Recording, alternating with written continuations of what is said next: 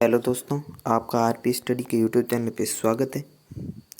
तो पहले हमने एक क्लास कर ली थी यूरोप में राष्ट्रवाद के उदय पर, जिसमें हमने फ्रांस के एक कलाकार थे फ्रेडरिक सोर्यू, जिसके चित्र पर वर्णन किया था वो चित्र में क्या दर्शाना चाहते थे। उस वीडियो को आपने नहीं देखा तो डिस्क्रिप्शन में लिंक है, वहाँ जाके देख सकते हैं। और हमारे यूट्यूब चैनल को सब्सक्राइब ज़रूर करें, इस वीडियो को लाइक करें, एक कमेंट करें। तो चलिए शुरू करते हैं। आज हम फ्रांसीसी क्रांति और राष्ट्र का विचार मतलब राष्ट्रवाद की भावना कहाँ से शुरू हुई, सर्वप्रथम राष्ट्रवाद की अभिव्यक्ति कहाँ हुई, सर्वप्रथम राष्ट्रवाद कहाँ आया। तो चलिए शुरू करते हैं। तो ये शुरू करते हैं। सर्वप्रथम राष्ट्रवाद की पहली स्पष्ट अभिव्यक्ति फ्रांस में देखी गई। आपने कक्षा 9 में जो देखा था कि पहला ये अध्याय है इतिहास में फ्रांसीसी क्रांति, उसमें ये सब पढ़ा है कि 1789 में एक क्रांति हुई थी जिसने सत्ता पलट के रख दी, जहां बूरबो-वंश का अंत हुआ और नई सरकार स्थापित हुई। और लुई 16वें को उसने त्यागपत्र दे दिया और जनता सड़कों पे उतर आई। इसलिए ये सब आपने 9th में पढ़ लिया है। अब आगे देखते हैं। राष्ट्रवाद की पहली स्पष्ट अभिव्यक्ति 1789 में फ्रांसीसी क्रांति के साथ हुई। 1789 में फ्रांस एक ऐसा राज्य था जिस पर संपूर्ण भूभाग पर एक निरंकुश राजा का आधिपत्य था। फ्रांसीसी क्रांति से जो राजनीतिक और संवैधानिक बदलाव हुए, उसमें प्रभुसत्ता राजतंत्र से निकलकर फ्रांसीसी नागरिकों में हस्तांतरित हो गई। मतलब यह है कि जो सत्ता थी, जो पहले निरंकुश राजा के पास थी, वो अब जनता के पास चली गई। क्रांति ने ये घोषणा की कि अब लोगों द्वारा राष्ट्र का गठन होगा और वे ही उसकी नीति तय करेंगे। मतलब जो लोगों के द्वारा ही सरकार का गठन होगा और लोग ही उस सरकार को चलाएंगे। ये सब लोगों के हाथ में आ गया था। अब वहाँ गणतंत्र स्थापित हो गया था, राजतंत्र को ख़त्म कर दिया गया। अब देखते हैं कि जो क्रांति थी, उस क्रांति के बाद में क्या प्रभाव पड़ा। अब है क्रांति के बाद। प्रारंभ से ही फ्रांसीसी क्रांतिकारियों ने ऐसे अनेक कदम उठाए जिससे फ्रांसीसी लोगों में एक सामुदायिक पहचान की भावना पैदा हो सकती थी। मतलब क्रांतिकारियों ने बहुत से लोगों को उकसाया, समझाया कि राजतंत्र हमारे लिए ठीक नहीं है, और उस पे भी लुई 16वें ने बहुत सारे अत्याचार किए, जिससे लोग समझ गए थे कि राजतंत्र हमारे लिए ठीक नहीं है, और लोगों के अंदर सामूहिक पहचान की भावना भर दी। उनके अंदर राष्ट्रवाद की भावना भर दी। राष्ट्रवाद का अर्थ होता है कि एक पूरी लगभग एक बहुत बड़ा समूह, जनता का समूह जिनका एक ही लक्ष्य हो, वो सिर्फ देश के लिए कार्य करें, सोचे देश के लिए, काम देश के लिए करे, सारा काम देश के लिए ही करे। और दूसरा था कि पितृभूमि और नागरिक जैसे विचारों पे संयुक्त समुदाय के विचार पर बल दिया, जिन्हें एक संविधान के अंतर्गत समान अधिकार प्राप्त थे। ये प्रश्न पूछा गया है कि जो अभी आया था ना टेस्ट, द्वितीय परख आरबीएससी का, उसमें ये पूछा गया था कि जो फ्रांसीसी क्रांतिकारियों ने संयुक्त समुदाय के किन विचारों पे बल दिया था। उसमें ऑप्शन भी था कि पितृभूमि और नागरिक जैसे पितृभूमि और नागरिक जैसे विचारों पे बल दिया। एक नया फ्रांसीसी तिरंगा झंडा चुना गया, जिसमें पहले से राष्ट्रध्वज, मतलब जहां राजतंत्र खत्म हुआ, फिर वहां उन्होंने एक नया तिरंगा झंडा तैयार किया। उसने पहले का जो राजतंत्र का झंडा था उसने लोकतंत्र के यानी गणतंत्र के झंडे का जो गणतंत्र का झंडा था उसने राजतंत्र के झंडे को हटाकर उसका स्थान ले लिया। स्टेट जनरल का नाम बदल के नेशनल असेंबली रख दिया। ये बहुत इंपॉर्टेंट प्रश्न आता है और आया भी है कि स्टेट जनरल का नाम कौन सी क्रांति में बदल के रख दिया गया। तो 1789 में जो क्रांति हुई थी उस क्रांति में स्टेट जनरल का नाम बदल के नेशनल असेंबली रख दिया था। नई स्तुतियाँ रची गई, शपथें ली गई, शहीदों का गुणगान हुआ और ये सब राष्ट्र के नाम पे हुआ। जो शहीद हुए थे उनका पहले कोई गुणगान नहीं होता था, पर जब ये लोगों की सरकार आई, गणतंत्र आया, लोकतंत्र आया, तब जो मंत्री बने उन्होंने शपथें ली देश के खातिर, शहीदों का गुणगान किया और ये सब सारा का सारा काम राष्ट्र के लिए किया। और एक केंद्र की ये प्रशासनिक व्यवस्था लागू की गई जिसने सभी नागरिकों के लिए समान कानून बनाए। मतलब एक संविधान तैयार किया जो नागरिकों के लिए कानून बनाए। आंतरिक आयात और निर्यात शुल्क समाप्त कर दिए। जो अंदर मतलब देश के अंदर जगह जगह कर लगते थे शुल्क, उन सभी को समाप्त कर दिया। वहाँ पे एक ही कर लगता था जो अंतर्राष्ट्रीय सीमा से लगता था। भार तथा नापने के समान व्यवस्था लागू की गई। पहले क्या था कि जो अलग राज्य था उसमें अलग ही वजन था। ये आगे ध्यान से पढ़ेंगे। जो आया है एक एल माप था, उनका अलग अलग माप तोल है। कहीं 50 मीटर है, कहीं 60 मीटर है, कहीं 65 मीटर है। ये सब पूरा अलग ही सिस्टम था। एक स्थान पे अलग था, दूसरे स्थान पे अलग था। और बदलाव क्या हुआ कि क्षेत्र बोलियों को हतोत्साहित किया गया और पेरिस में फ्रेंच को ही बोला और लिखा जाने लगा। यही राष्ट्र की साझा भाषा बन गई। मतलब कि पूरे देश में जो लोक भाषाएं थे उनको हतोत्साहित मतलब उनको प्रोत्साहन नहीं दिया। उनको कहा गया कि आप सब फ्रेंच बोलिए और यही राष्ट्र की साझा भाषा बन गई। तो आगे देखते हैं कि फ्रांस एवं अन्य राष्ट्र। अब ये सब तो फ्रांस में हो गया था, अब इसका फ्रांस से अन्य राष्ट्रों पर भी प्रभाव पड़ेगा। तो वो क्या प्रभाव पड़ा? फ्रांस जानता था कि फ्रांस को ये बात पता थी कि हमारे अकेले देश में ये नहीं चल सकता गणतंत्र। इसलिए पड़ोसी सारे देशों को गणतंत्र करने के लिए वो बाकी देशों में गई। वहाँ पे वो भावना डाली लोगों के अंदर। तो उन्होंने क्या क्या किया वो सब हम देखते हैं।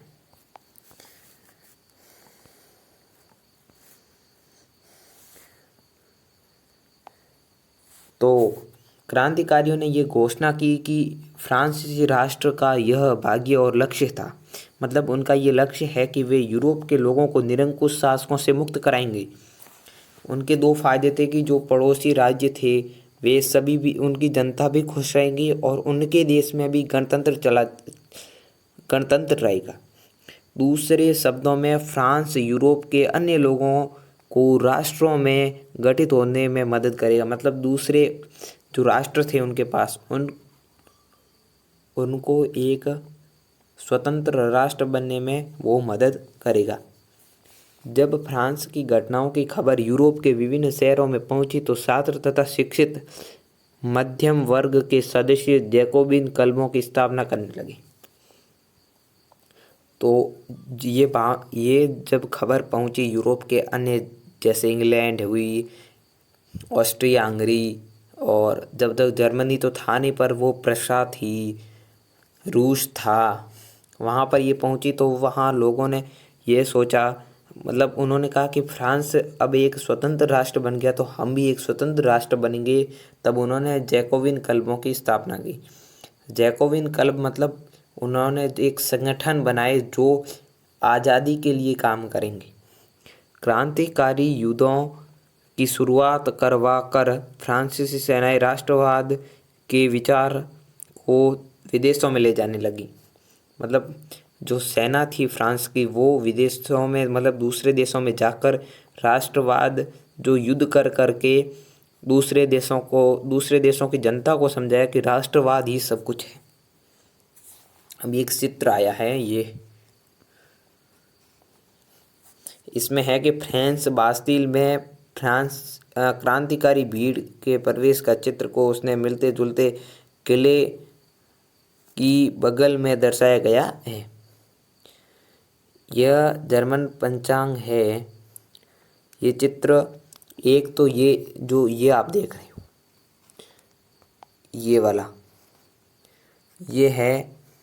पहले इसको देखते हैं। ये वाला जो किला है ये फ्रांस के बास्तिल में जो क्रांतिकारी भीड़ का चित्र है उसमें मिलते जुलते किले की बगल में बनाया है। ये किला है वो फ्रांस में स्थित बास्तिल किला है, जिस पे जनता ने 1790 में हमला बोल के राजा को हराया था। ये राजा का किला था, तो ये स्वतंत्रता का प्रतीक बन गया था। अब ये दूसरा किला है जो जर्मनी का है, जो जर्मनी के कैसेल प्रांत का है, जिसमें जो राजा है वो इसके अंदर बैठा है। और इस चित्र में ये नारा भी दिया गया कि लोगों को अपनी आज़ादी मुट्ठी में लेनी चाहिए। रेबमान का पत्रकार था जिसने मेज नामक शहर में रहता था, वह जर्मन जैकोबिन गुट का सदस्य था। उसने ये चित्र बनाया। ये राष्ट्रवाद की भावना को प्रेरित करता है।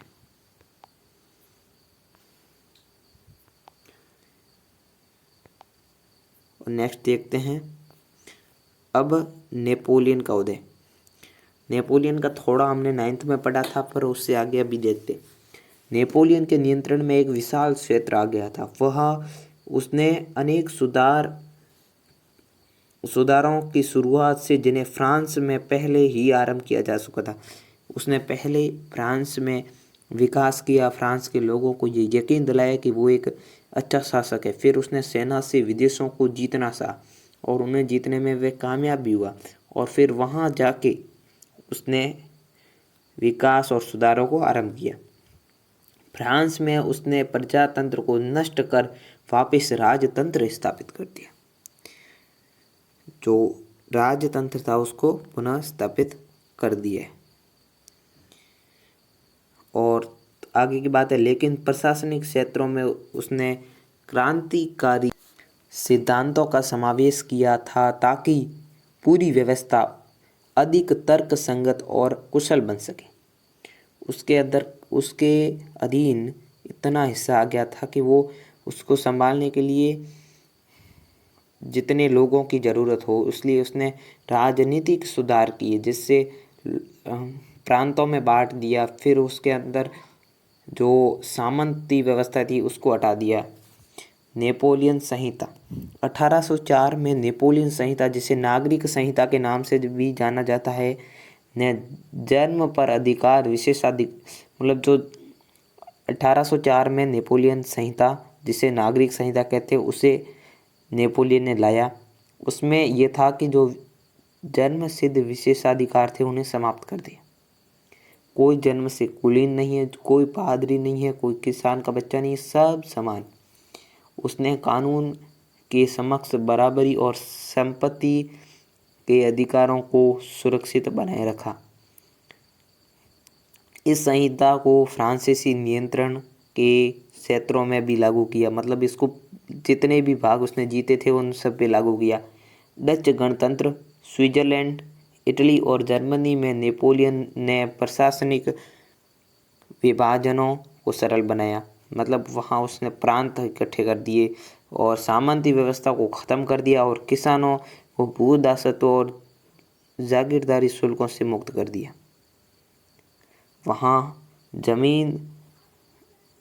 जो जागीरदार थे वो अपनी बड़ी बड़ी खेत हुआ करते थे, वो खेत लोग किसानों को देते थे। जब किसान उसको फसल उगाते थे, जो फसल मिलती थी उसमें से कुछ मजदूरी किसानों को देते थे और बाकी सब खुद रख लेते। वो सब उसने बंद कर दी।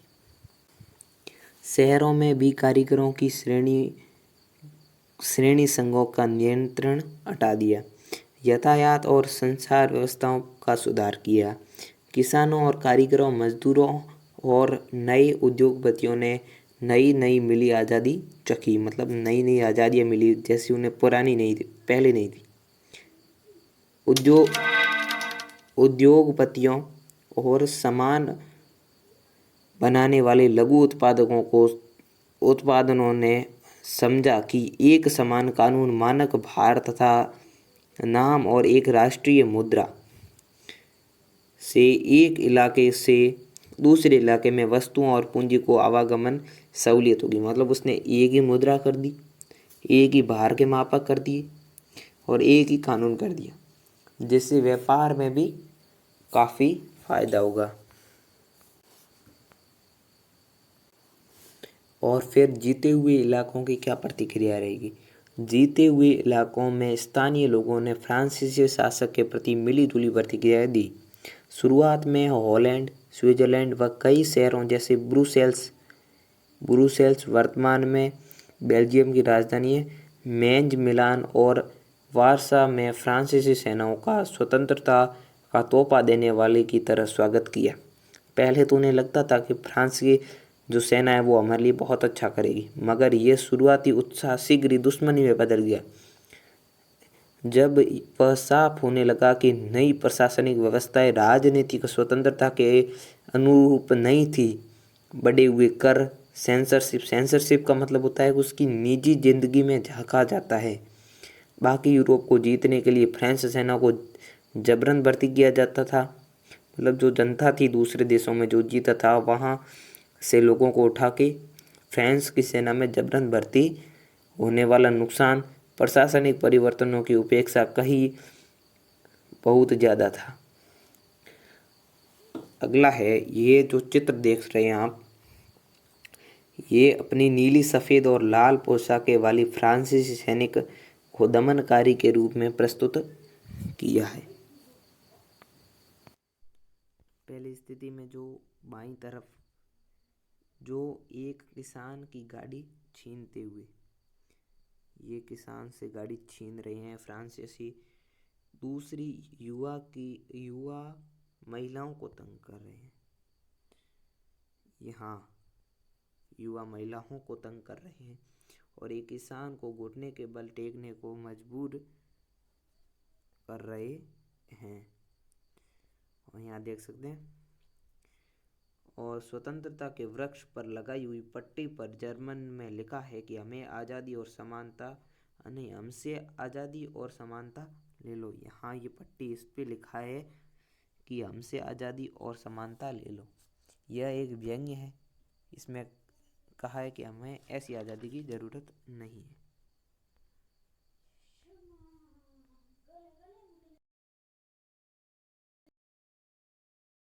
आता कि वहाँ पे कि हमसे आज़ादी और समानता ले लो,